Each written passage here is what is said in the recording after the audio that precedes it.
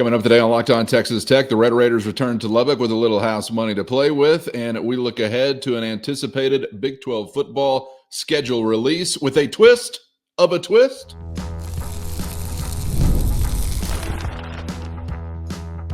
You are Locked On Texas Tech, your daily podcast on the Texas Tech Red Raiders. Part of the Locked On Podcast Network, your team every day. Great to be with you again on Locked On Texas Tech on the Locked On Podcast Network, your team every day, always free and available on YouTube or anywhere you get podcasts. And thanks as always for making us your first listen. Today's episode brought to you by Game Time. Download the Game Time app, create an account, and use our code Locked On College for $20 off your first purchase with the only Chris Level. I'm Casey Cowan.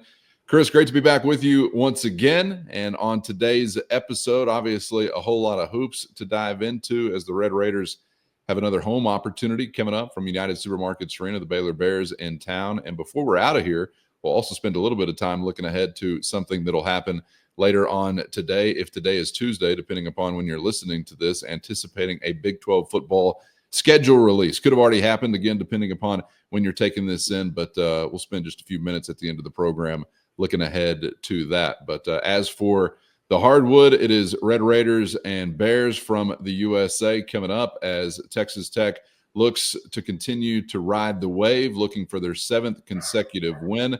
I want to get to talking about some home success that they have found after a rocky start on their home floor within conference play. But back to riding that wave, Chris, it's a great thing they did over the weekend, but I think it also can provide a little bit of an additional challenge returning home. You'd like to think you're getting back. It's going to be electric. We're going to continue to do what you've done, but you've got to handle that emotionally in the right way. After a big lift, you don't want to have that big letdown on the other side. Baylor's going to make it plenty tough on you.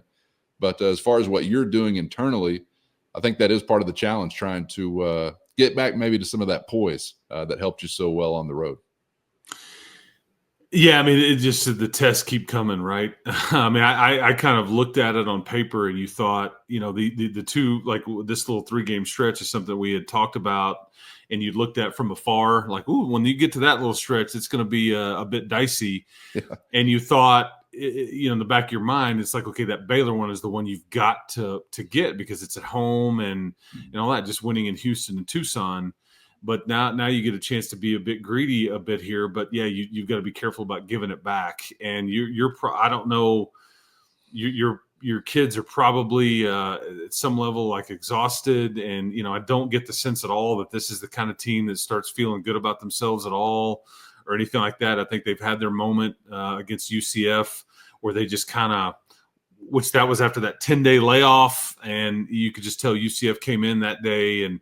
That's really the worst you've played all year, where you were just like, man, they just don't have that edge to them. And really, they've had it since. It may not look pretty or like you want it to, but this is really that's so far in the rearview mirror. And obviously, with Grant and Scott Drew knowing each other so well, there won't be many secrets here.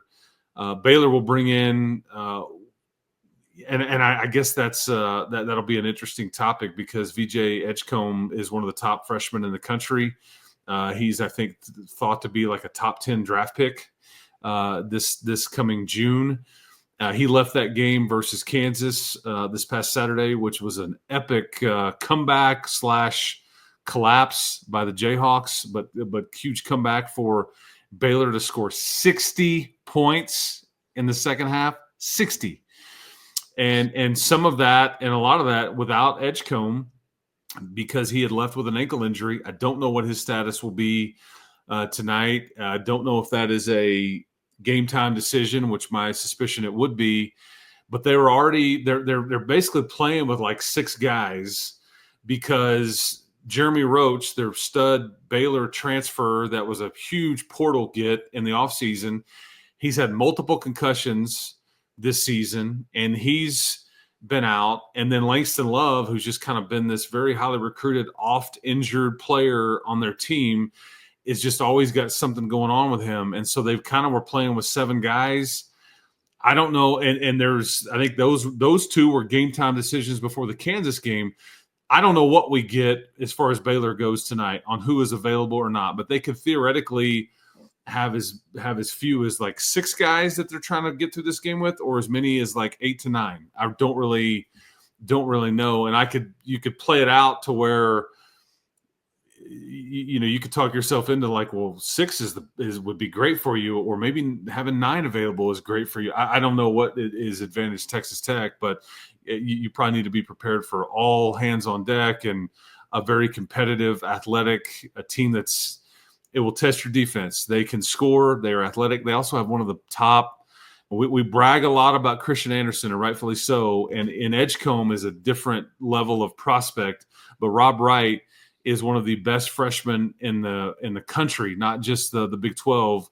And he's a real savvy, a lot of Christian Anderson type comparison there, in that plays much more mature with what you see compared to what his age should tell you it should be looking like. But they're starting to kind of figure it out here, man. And this is they're a top 25, 30 based on all the metrics, and won 3 of their last 4. The lone loss was in Provo. So we'll see what we get tonight, which I expect to be a hostile environment and a juiced up atmosphere. And I hope it is.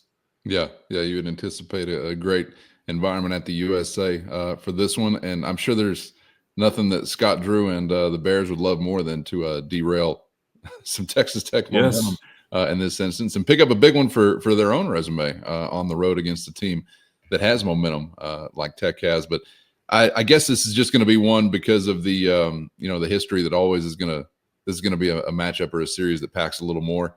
I guess for the head coaches, I don't know how much it reaches into the players, but maybe the staff as well. But it kind of seemed that way, last time around. Yeah, I don't think none of the players would really grasp that. I think the 2 coaches here have great relationship with each other. Do they want to beat each other? Absolutely. And Grant has actually said this when he's been asked about having to coach against Scott Drew and Jerome Tang, guys that he worked with and for and all that stuff. And he's like, I had to change the way I thought about these kinds of games when I got this job. And he really, really tries to focus on his team, them trying to get better, and not anything about the opposition. And it's absolutely, I want to win, I think is what he said. But I don't get caught up into that's my buddy on the other sideline, or I really want to give it to him and all that. And I think that you could make the argument that Grant has really taken that to heart, and he really, because it's never about it wasn't this way when like Tyler Perry came in here with Kansas State and he had coached this player. It wasn't this way about Usman with who starts for Oklahoma State, or Rob Jennings that played for you, or Jerome Tang. There's so much of that crossover in this league and familiarity that I think this is just kind of another layer to it. But there's none of these players that have really, there's no crossover there. I would say, though, that it's more juiced up because this is a regional, I don't know if the right word is rival, but, Baylor gets the Tech fans' attention. TCU gets the Tech fans' attention, and vice versa. You're not sneaking up on these guys, or there's some meaning here. It's different than playing like West Virginia, right, sure. Wrong, or indifferent. It is. And, I will say, like, one of the player connections here is that Norshad Omier, who's going to start for them, like at the 4 spot. This is a player that was here on campus on a visit. I mean, you just played Malik Wilson, right, and all that, and so there's some crossover there with the University of Houston. But Norshad Omier was here on campus, and I think it came down to he really wanted to come here. And I think that the previous staff, they were like, we want Fardaws instead. And then Norshad went off to go play for Miami, and he's been a double-double machine. He was one of the ACC's best players. He went to the Final Four with University of Miami. And now he's got the last year and basically a double-double machine there in Waco, and extremely athletic. So that's the one connection I would give you. But it has nothing to do with Grant and his staff or this team. It was the previous one, but that's just one connection I can give you. Back in Lubbock, and of course you've had a ton of success on the road, got off to a bumpy start at the USA. That feels like a long time ago now. And obviously doing what you did over your last few opportunities, I think has kind of gotten that monkey off your back, if it even was one. I don't know. That may have been overblown, but finding success at home is going to be key, and thinking about being able to do that paired with what you've done on the road. That's why you're dreaming about maybe chasing some hardware in the league. But Chris, I guess going back to a conversation we had last week for the Red Raiders right now, it's kind of like First, today's episode brought to you by Game Time. Whether it's sports, music, comedy, or beyond, we all love going to live events. And now Game Time has made it even easier to get tickets for your favorite events with their new feature, Game Time Picks. This feature trims all the fat to show you only incredible deals on great seats, so you don't have to waste time searching through thousands of tickets. You'll always find can't beat deals. Plus, the app's all-in pricing shows the total cost up front with no surprise fees at checkout. Take the guesswork out of buying tickets with Game Time. Download the Game Time app today, create an account, and use our code LOCKEDONCollege for $20 off your first purchase. Terms do apply. Again, create an account and redeem our code LOCKEDONCollege for $20 off. Download Game Time today. What time is it? Game time. Going back to a conversation we had last week for the Red Raiders right now, it's kind of like, all things running through one Chance McMillan. You mentioned him in the category of most important player a week ago. And you kind of look at some of these others who have had some nice games, no doubt, but there's kind of been like one where it wasn't a part of that stretch, or one where you get thrown out of the game 5 minutes into it, so you don't even have an opportunity. There's been like that for Toppin. There's been for Darion Williams some games like that. Elijah Hawkins has had some nice ones, and then there have been some that haven't been quite as big. I guess if I'm kind of searching for the dude that's just been steady Eddie in a big way, it's a very impactful steady and electric Eddie. It's Chance McMillan, right? I guess, do we have to start the conversation there? He's been the most reliable and consistent thing I think you've had going. Yeah, and I think the last time he kind of had a quote unquote off game, or he just didn't really put up numbers, or just didn't affect the game. He played a ton of minutes, was in Manhattan, Kansas, and it was a low scoring game, and there was that lengthy scoring drought at the end and all that, and D5 hit the shot at the end. But I think Chance is going to cement himself here as like one of the most I don't know if it's like that's not the right word, is like underappreciated, but like under the radar, like best players in your program. And again, that book is still being written. We've got to see how the book finishes up and his career ends up here. But he's been really, really good. He's one of the country's best 3-point shooters. But you and I like praising the rebounding. But there's a warrior mentality that he's got. Like, you go back to the overtime in Houston, and his level of craftiness, or his level of determination to like get to the basket with his left hand on the layup, or have to pick the ball up there in overtime, and he kind of pivots around, he kind of does the scoop and you needed every single point based on you winning by one. Yeah. And I just think he's able to give the team whatever they need that particular night. And some nights, this has been high-level defense. I don't want to gloss over some of these performances that some of these other leading scorers have had as we've gotten to this point, that have had off nights against Texas Tech, and I think he's had a large hand in that. But it's somewhat uncomfortable trying to talk about this particular team and pulling individuals out, because the collection of the parts is their greatest strength. Yeah, it's every night it's a little of this or this aspect of their team, or whether it's offense or defense, or whether it was shooting, or whether it's rebounding, or whether it's this player or that player. And but yeah, Chance is and he just does it so gracefully. He's not a me guy. And he's got a little swag to him, but it's not, it's not over the top. He just kind of blends in some ways, but man, what a warrior, man. I mean, and there's at times where he's got a little Keenan Evans vibe to him, and that's about the best compliment I can give somebody like kind of Christian Anderson, the younger version. But I just, because Keenan was always so classy and just got better and better and better, and did all the other stuff. It wasn't just scoring or hitting game-winning shots. But that's anyway. But yeah, Chance, I don't take back what I said. I stand on him being a vital part of what you're doing, because he's the one guy, along with Kerwin, that he's an Iron Man. He's playing. He's the one dude that's played throughout this whole deal that you haven't had to play without, and he's just giving you all kinds of things every night out. And I just, a tip of the cap, sir. Yeah, you deserve it.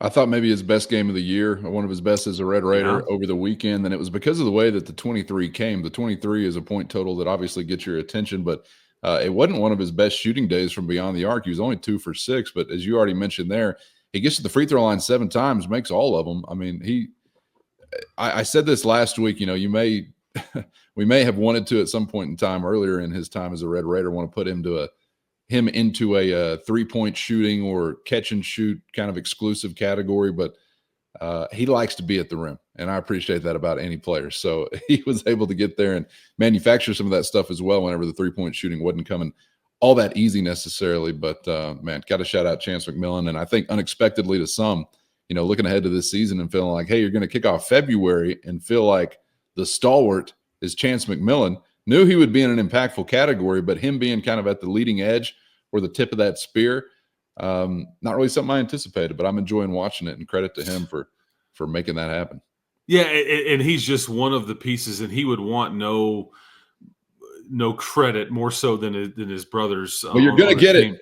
I know. You can't refuse this credit. That's right. That's right. But that's the beauty of it. That's the beauty of it. He's big time. Yeah, so, no doubt. Yeah. All right, looking ahead to this opportunity, man. Can't wait. And a little house money as you return to your house to try to get a win over the Baylor Bears following a huge road win in Houston. So should be electric from United Supermarkets Arena, and looking forward to processing whatever the result may be on the other side. Hopefully a 7th consecutive win. Yeah, and I would anticipate this is the best crowd of the season so far, and it needs to be. Boy, you've earned it. I hope this is a bit of a later tip, which is more conducive for a juiced up environment. But again, that Big 12 title contender stuff, it doesn't happen often, and you are in the thick of it.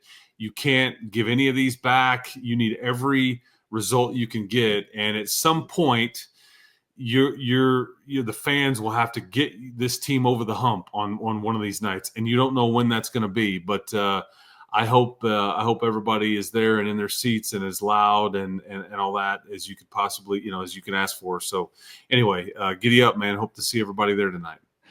Before we get out of here and wrap up our conversation today, Chris, I did want to switch gears because we're expecting by the time we get the tip off tonight that we'll have a Big 12 football schedule in hand for your Red Raiders. Sometime this morning.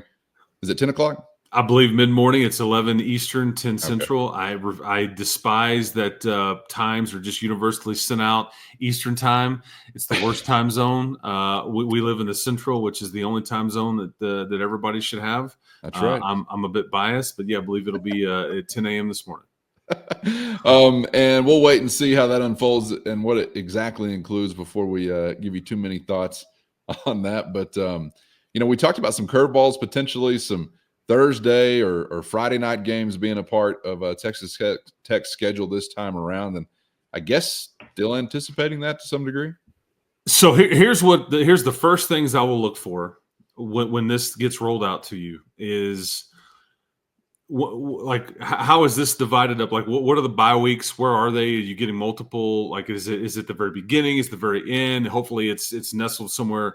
Where are the cold weather games? Like when you go play at Utah, when you go play in Manhattan, Kansas, when you go to Morgantown, are those in mid to late November? Which could be a bit dicey. And then where are the anomalies to it? Like, where are the non-Saturday game or games? Now, we'll see what ends up happening, but I've got conflicting info that I think it was originally, and I prepared everybody for this. It was like, man, be prepared for a non-Saturday home game with one of your conference games, a Thursday or Friday. It's in the TV contract. Everybody's got to share the load here. And you may be able to kick the can down the road a little bit, and we'll see again. We'll see how it plays out on what you get. But I've kind of been led to believe now that maybe you're going to get one of those, but it would be a road game, to which I would say, hell yeah, man. That's actually interesting. Tremendous news. Yeah. Because for all the reasons why you don't want to necessarily host a Thursday or Friday game, you get to go take advantage of one on the road and then kind of give yourself a little extra time off on that weekend and kind of breaks up the monotony. But yeah, it's just Thursday and Friday nights are not conducive typically for the best of atmospheres, and it just kind of tweaks everything. So if you get one on the road, heck yeah, man. So yeah, we'll take that. Absolutely, you would, and no takebacks. Yes. But I'm not saying you're not going to get one, but I don't think I doubt very seriously. And maybe there's a scenario where you could, or I guess that you could get one and still have to go do it too. I don't know what that's all going to look like and how it all get broken up, but that's the kind of stuff. No cold weather. Space this thing out evenly where you get to kind of segment out the schedule, and then no home games on a Thursday or Friday would be the hope. So we'll see. Yeah, the bye week timeline was kind of friendly, I think, last time around. I agree. Even though you had one tough weekend coming out of one of those, but I think it's still something you would love to have in similar fashion. And is there any feel for what a Thanksgiving weekend could look like this time around for Tech, as far as a game or home or away, or too early to call? Well, that was my thought. Like if you're going to get doled out a Thursday or Friday, home game on conference, I mean, I guess the best case scenario is like, okay, if you have to do this to me, give me one on the Friday after Thanksgiving. We'll deal with it. And while that would be tough for attendance and student crowd, what if I give you this scenario? What if you're playing for a spot in the conference championship?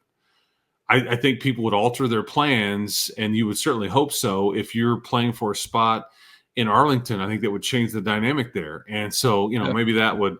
So I don't really know what Thanksgiving, you could be on the road on that Saturday or on the road that Friday. I just really don't know what all that looks like just yet. Again, these are some of the things that you're starting to look for. Okay, what's this thing look like, and how is it, in what order?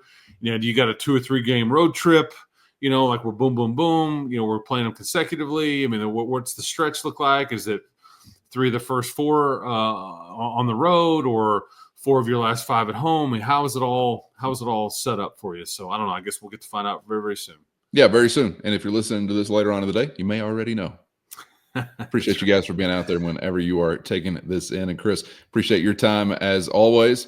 Enjoy the ball game coming up, and we'll be chopping it up on the other side. For better or worse, but we're hoping for a 7th consecutive for better chop up if the Red Raiders can get the win over the Bears. So we'll see you then.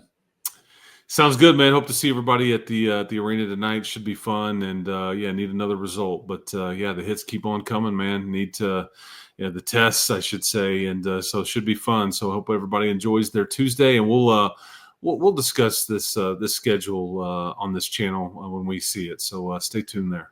Yeah, we'll have some thoughts on that. So make sure you're subscribed on YouTube or anywhere you get podcasts so you miss nothing. A big what up to the everydayers for being out there once again. Love you. Appreciate you. And shout out to the Matador Mob as well. Hit the show notes for a link there to a free 14-day trial. That's your direct line to Chris and myself with one-on-one text sent straight to your phone. For Chris, I'm Casey. Thanks as always for the time, and we hope to see you back for the next round on Locked On Texas Tech.